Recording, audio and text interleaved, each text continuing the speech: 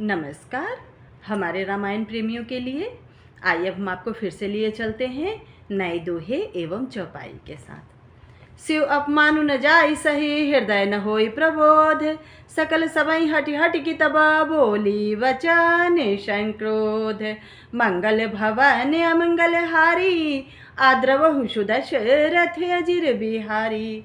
सुनहु सभासद सकल मुँह निंदा, अब कही सुनि जिन्ह शंकर करे निंदा। सो फल तुरत लहब सब काहूँ, अब भली भांति पछताहूँ पिताहूँ।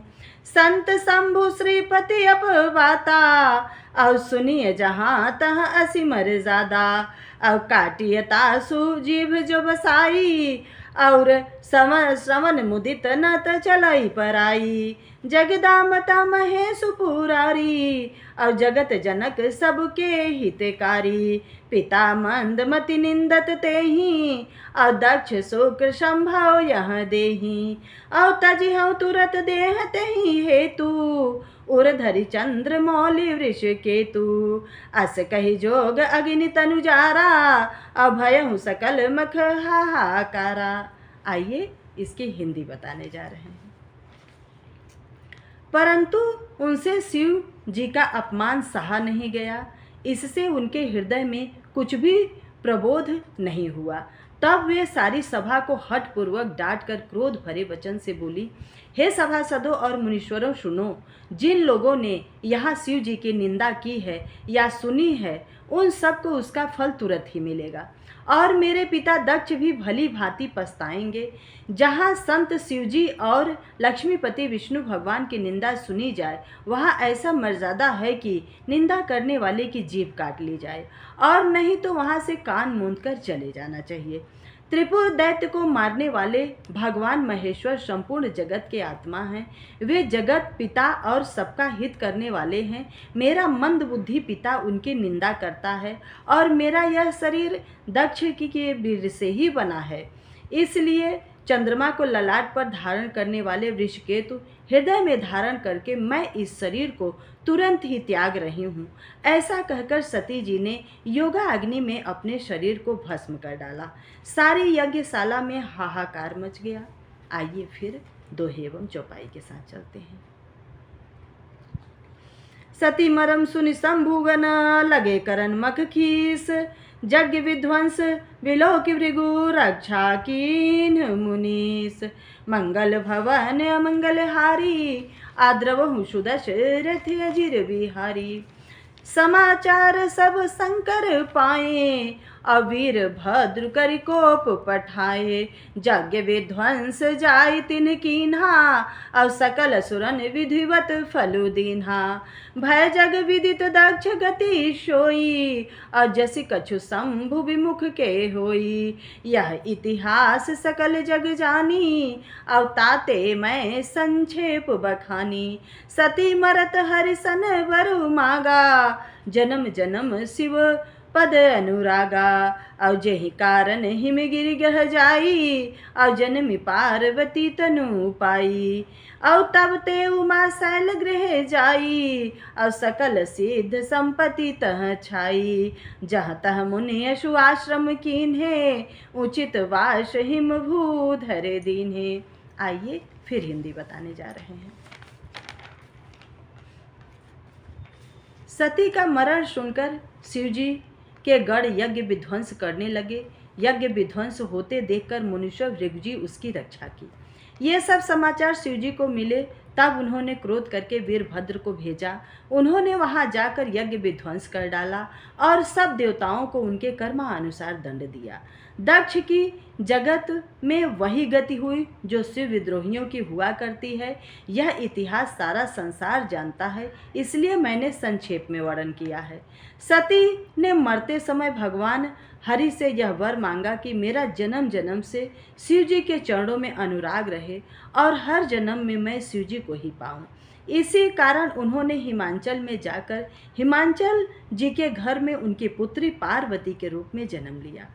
जब से उमा जी हिमांचल के घर में जन्मी, तब से वहाँ सारी सिद्धियाँ और संपत्तियाँ छा गई। मुनियों ने जहाँ तहाँ सुंदर आश्रम बना लिए, और हिमांचल जी ने उनको बहुत ही सुंदर उचित स्थान दिया। आइए फिर दोहे एवं चौपाई के साथ चलते हैं।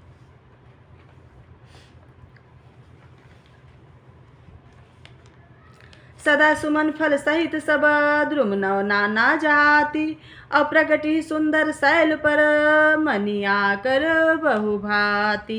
मंगल भवन मंगल हारी, आद्रवहु सुदशरथ अजिर बिहारी।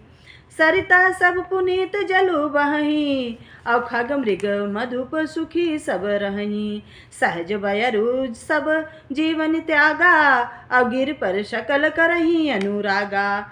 औ सोह शैल गिर जागृह जाई, औ जिमि जनु राम भगति के पाए। नित नूतन मंगल गृहताशु, औ ब्रह्मा आदि गवही जसु जासु। नारद समाचार सब पाए, और कौतुक ही गिरि गेह सिधाए। और शैलराज बड़ आदर कीन्हा, और पद पखारि वर आशनु दीन्हा। नारी सहित मुनि पद सिरु नावा, और चरण सलील सबु भवन सिचावा। निज सौभाग्य बहुत गिरिवरना, और सुता बोली मैली मुनि चरना। आइए फिर हिंदी इसकी बताने जा रहे हैं। उस सुंदर पर्वत पर बहुत प्रकार के सब नए नए वृक्ष सदा पुष्प और फल युक्त हो गए, और वहाँ बहुत तरह की मड़ियों की खदानें भी प्रकट हो गई। सारी नदियों में पवित्र जल बहने लगा, और पक्षी पशु भ्रमण करने लगे। सब जीवों ने अपना स्वाभाविक बैर छोड़कर पर्वत पर सभी परस्पर प्रेम करके रहने लगे। पार्वती जी के घर आ जाने से पर्वत ऐसा शोभायान हो गया था कि जैसा राम भक्ति को पाकर भक्त शोभायान होते हैं, उस पर्वत के घर में नए नए मंगल उत्सव होते रहे, जिसका ब्रह्मा आदि यश गाते हैं। जब नारद जी ने ये सब समाचार सुनी तो वे कौतुक ही से हिमांचल के घर पधारे। पर्वतराज ने उनका बड़ा आदर किया और चरण धोकर उनको उत्तम आसन दिया। फिर अपनी स्त्री सहित मुनि के चरणों में सिर नवाया और उनके चरणों को धोकर जल को सारे घर में छिड़कवाए। हिमांचल ने अपने सौभाग्य का बहुत ही बखान किया और पुत्री को बुलाकर मुनि के चरणों में डाल दिया। आइए फिर दोहे एवं चौपाई के साथ चलते हैं।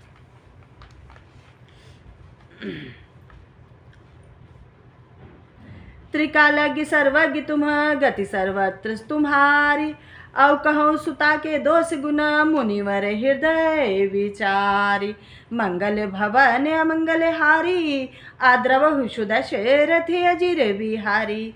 कह मुनि बहसि गुण मृदु बानी, और सुता तुम्हारी सकल गुने खानी। सुंदर सहज सुशील सयानी, और राम उमा अंबिका भवानी। सब लक्षण संपन्न कुमारी, और होई संतत पियहि पियारी। सदा अचल यही कर अहिवाता, औ यहीं से जसु पै पितु माता। औ होई पूज्य सकल जग माही, यहीं सेवत कछु दुर्लभ नाही। यहीं कर नाम सुमिर संसारा, और त्रिय चढ़ी है पतिव्रत असी धारा। शैल सुलक्षण सुता तुम्हारी, और सुनहु जे अब अवगुण दुई चारी। अगुण अमान मातु पितु हीना, उदासीन सब संशय छीना। आइए फिर इसकी हिंदी बताने जा रहे हैं। और कहा, हे मुनीश्वर, आप त्रिकाल यज्ञ और सर्वज्ञ हैं, आपकी सर्वत्र पहुँच है, अतः आप हृदय में विचार कर कन्या के 200 गुण को कहिए। नारद ने हंसकर रहस्य कोमलवाणी से कहा, तुम्हारी कन्या सब गुणों की खान है। यह स्वभाव से ही सुंदर, सुशील और समझदार है। उमा, अंबिका और भवानी इसके नाम है। कन्या सब सुलक्षणों से संपन्न है। यह अपने पति को सदा प्यारी होंगी। इसका सुहाग सदा अचल रहेगा और इससे उसके माता पिता का भी यश बढ़ेगा। यह सारे जगत में पूज्य होगी और इसकी सेवा करने से कुछ दुर्लभ ना होगा। संसार में स्त्रियां इसका नाम स्मरण करके पतिव्रत रूपी तलवार की धार पर चढ़ जाएंगी। ये पर्वतराज, तुम्हारी कन्या सुलक्षणी है। अब इसमें 2-4 अवगुण है, उन्हें भी सुन लो। गुणहीन मानहीन माता पिता विहीन उदासीन संशय हो गए। अवगुण सुनकर नारद जी ने कहा, मैं आपको बताता हूँ इसको कैसा पति मिलेगा और इसके क्या अवगुण है। आप संशय में मत रहिए पर्वतराज। नमस्कार। हमारा ये रामायण का दोहा एवं चौपाई आपको कैसा लगा, प्लीज़ हमें कमेंट में ज़रूर बताइएगा और हमें लाइक एंड सब्सक्राइब ज़रूर करिएगा। नमस्कार।